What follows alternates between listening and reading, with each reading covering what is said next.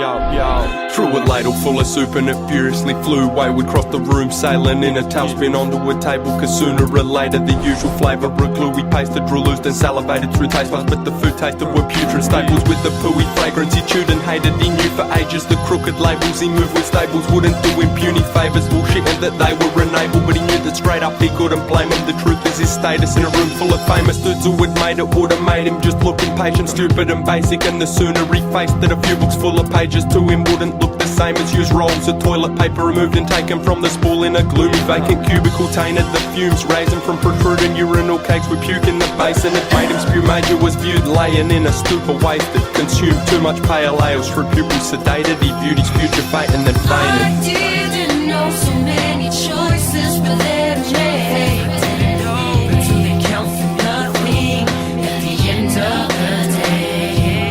And what does it seem there's another life for me to see? I shut my eyes, no longer in my mind to the place I could be.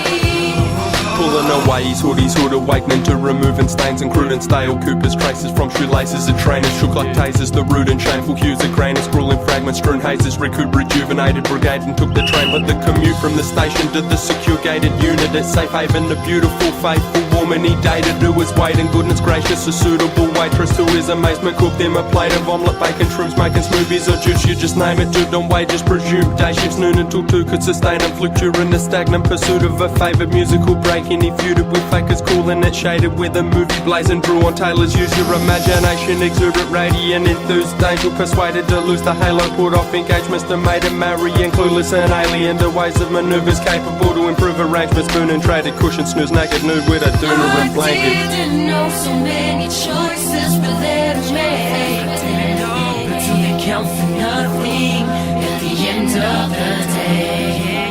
And what does it seem there's another life for me to see? I shut my eyes, no longer in my mind to the place I could be.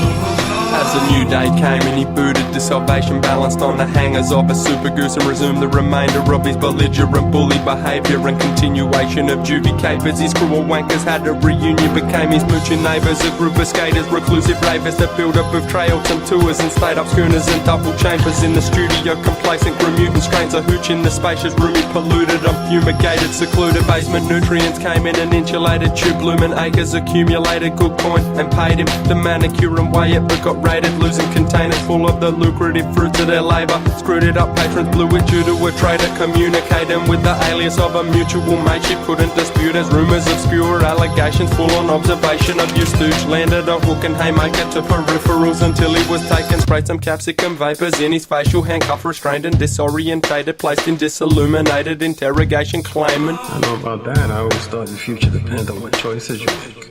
The groomed and shaven jury in tailored suits stood in the way of his loot-waving judicial jail bits with grueling great big human durations, looming decaying through the flaming book and blatant lawyers at the arraignment accused him of cultivation on the basis of UC sales and scrupulous surveillance and Robin Hood's unruly relations that flew the coop sedated and were usually on the latest updated news exclusives daily for shooting through, escaping the blues of 8 and 2 years fatally wounded, aiming, shooting, aiming and putting a blade in the huge bailiff for using the statements they should have put him away with translucent claret fluid stained and ruined the affidavits as the duo invaded and took unduplicated loose papers from suitcases and screwed up the application for bail in the foolish face of the plaintiff to security. They were major risks at boiling point as uniform tools, safety click pursued and chased him to subdue and detain them elusive assailants. I didn't know so many choices were there to make. Didn't know until they count for nothing at the end of the day.